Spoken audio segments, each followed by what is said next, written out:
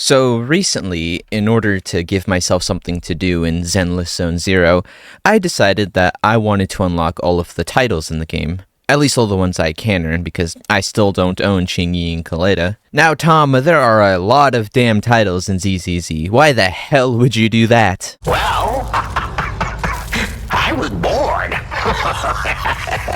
Is there any more human motivation in all the world?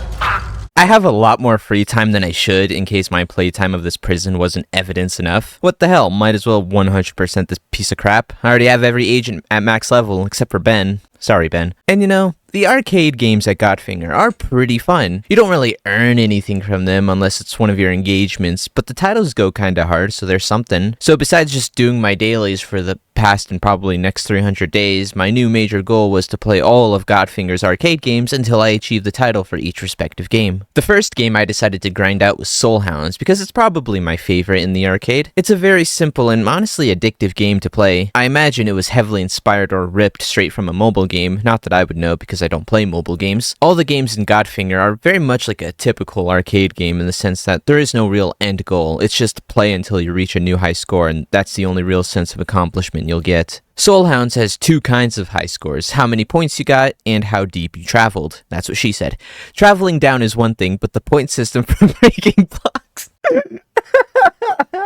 Traveling down is one thing, but the point system from breaking blocks and collecting pomegranates is where my head starts to hurt. I don't know the exact number, but the amount of points you get from breaking a single block is next to nothing, which becomes a major issue later, but worry not, Hugabutt, we'll come back to that later. The fruits are really your only major source of points, and not collecting them will not only slow down your point progression, but also just fucking kill you, because they also refill your timer, which, despite being the same number at all times, does not count down at the same speed the whole game. Soul Hounds is like those match 3 mobile games, because while breaking an individual block is near pointless, breaking blocks that are in a group give you mucho points that can cause other blocks to fall onto ones of similar color, giving even more points. Even with all this, the point gain is still ass, so you better be collecting pomegranates like your life depends on it, because it does. The only other things of note are the power-ups, which do things like turn all nearby blocks into the same color, the superstar from Mario Kart, and temporary invincibility. I guess there's also the traps that show up every 100 meters, and actually, while we're here, let me bitch about the lasers, because I have a fucking bone to pick with them. Watch this footage real quick, babe.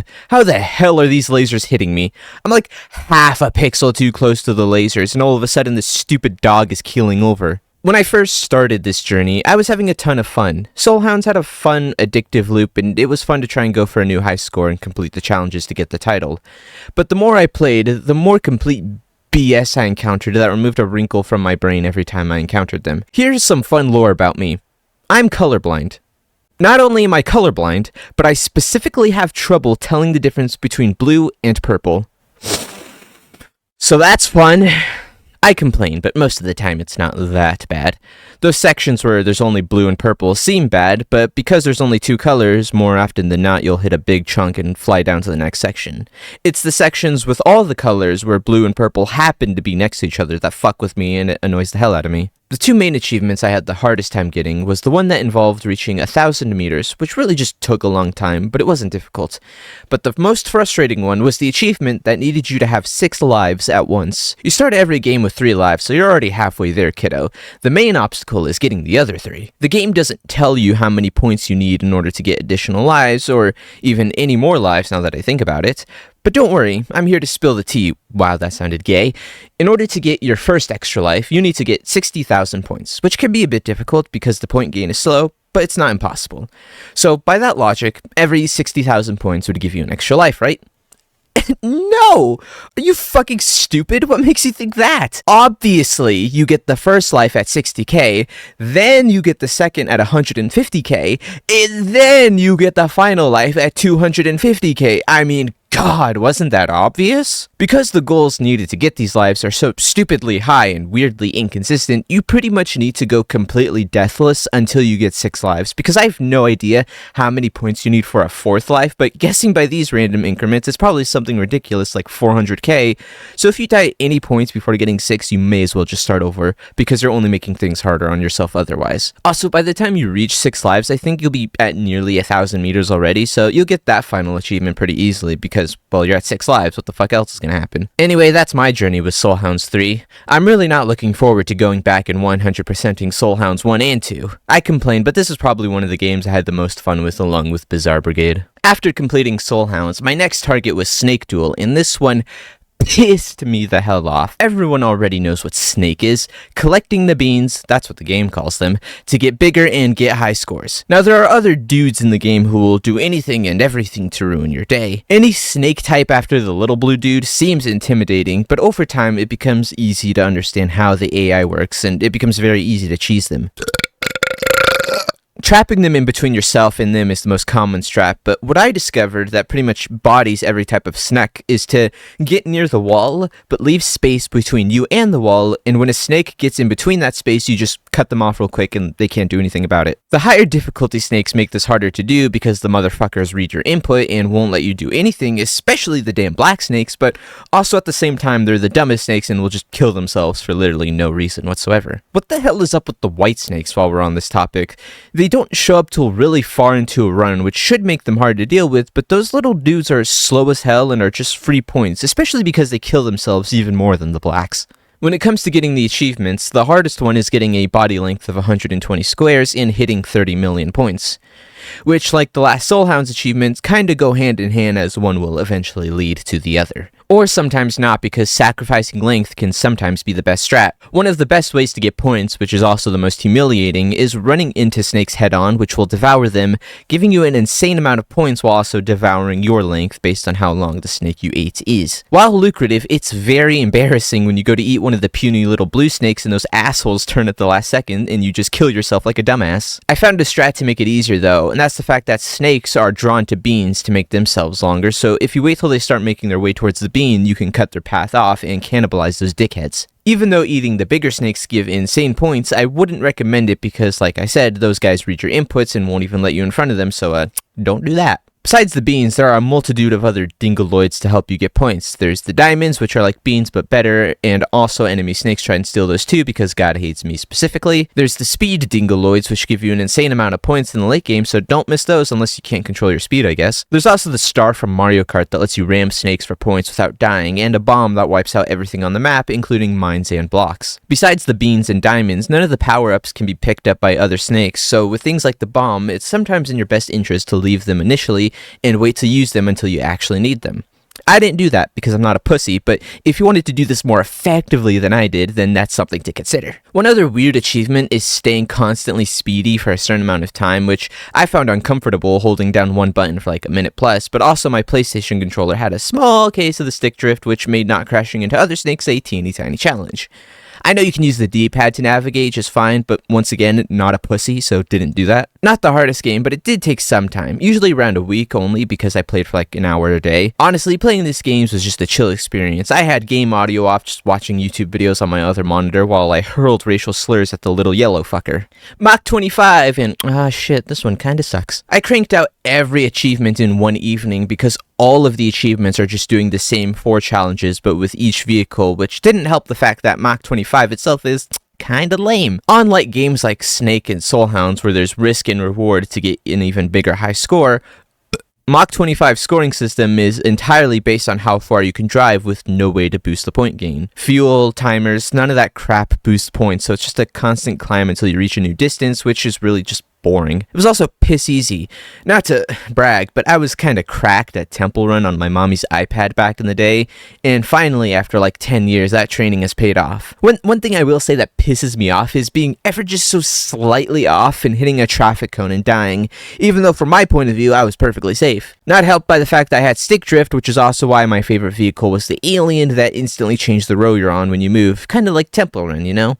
Anyway, this game sucks, so let's go look at Bizarre Brigade. Bizarre Brigade. While I really do enjoy this arcade game, it highlights one of my biggest issues with the games at Godfinger, and that's the fact that I fucking suck at them. It probably took me well over a dozen hours to 100% all of Bizarre Brigade, not including the time it took to do the rest of the games. Half the reason was because I'm doo-doo, and the other half was the god-awful RNG in this game. Even though it has a luck stat that allows you to rig the system, I still hardly ever got the things I needed to make my runs easier. I also don't don't like roguelikes. To me, it's just how much runtime can a dev squeeze out of you while making as little content as possible.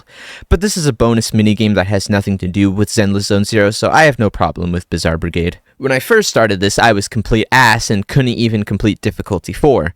My initial characters I tried to clear it with was Belle, Nicole, and Mr. Work because Mr. Work was simple, and in regular Zenless Zone Zero, Belle and Nicole made my PP go long mode, so they seemed like good ideas at the time. The characters I ended up beating 4 with was the Cabbage because hell holy he's busted. Difficulty 5 immediately got slammed with him as well, and then used Gulpy next because he's also nutters. I shit my pants at first when I looked at the achievement list for Bizarre Brigade because all the others had between 20 and 30, but Bizarre Brigade has frickin' 63 achievements, which sounds ridiculous, but most of them are completing difficulty 5 with each character, and the rest are random challenges that aren't very hard. Something I'm not very good at is build crafting. I would never figure out the optimal disk drive loadouts for agents if it wasn't for the recommended tab. So Bizarre Brigade seems like my worst nightmare, but it's not that bad. Judging by every character's description, you can usually tell which stats you should gun for, like with Baggy, going all in defense is the best way to survive since that's all you need to do and don't actually have to kill anything if you can help it. The main problem is actually getting the damn relics and companions you need. Take Nicole, for example. The stuff in the shop for her is dirt cheap, but most of the relics come with a really shitty downside, so you need to carefully pick what you buy, unless you get the dumpling relic, which nullifies that problem.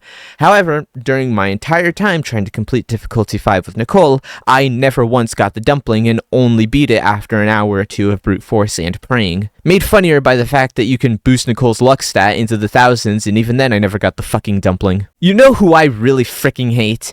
Anby. I despise Anby. Not actually, nothing can make me hate Anby, but I really don't like the Anby character in Bizarre Brigade. The rest of the cunning hairs were interesting because they managed to merge either the gameplay or story of the characters into Bizarre Brigade, but Anby's kit makes no sense. Nicole's whole kit is about money, which makes sense because Nicole is a broke cheapskate.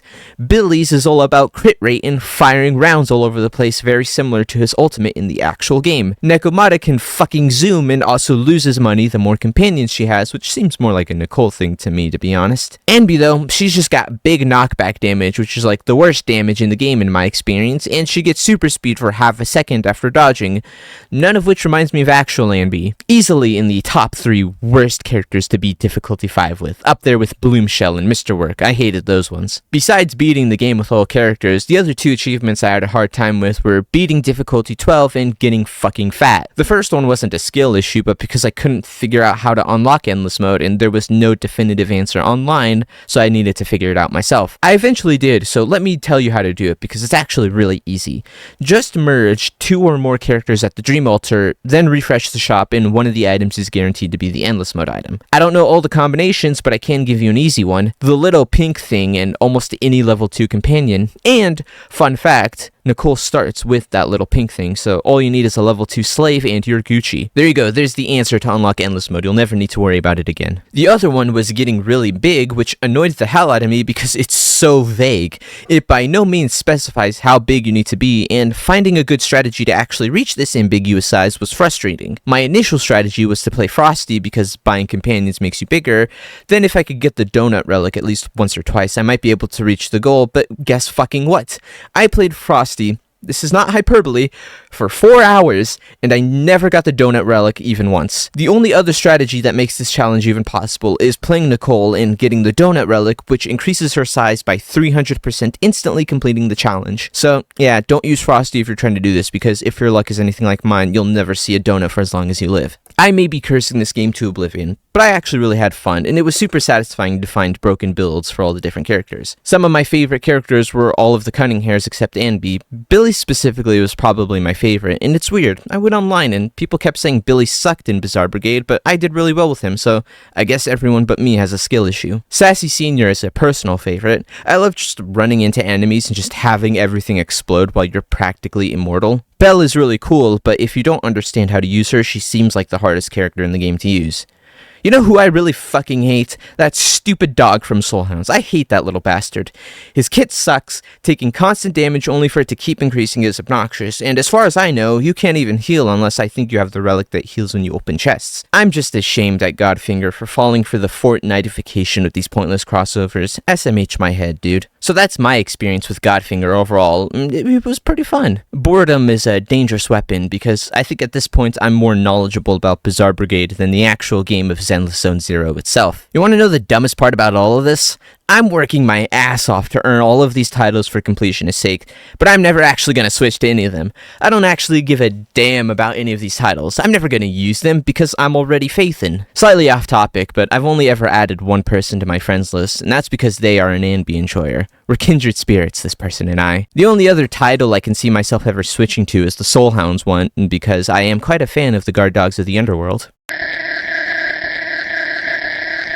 Anyway, that's all I have for today. My entire last few weeks have been playing Lies of P and doing this nonsense on Zenless Zone Zero, but you know what? After doing all of this, I am now in the top 1% of players in all of Godfinger's arcade games. Please, ladies, one at a time. As a reward for being a 1%er now, Hoyoverse has sent me a package filled with baby blood and I am now immortal. So, you know, that's cool. Okay, bye!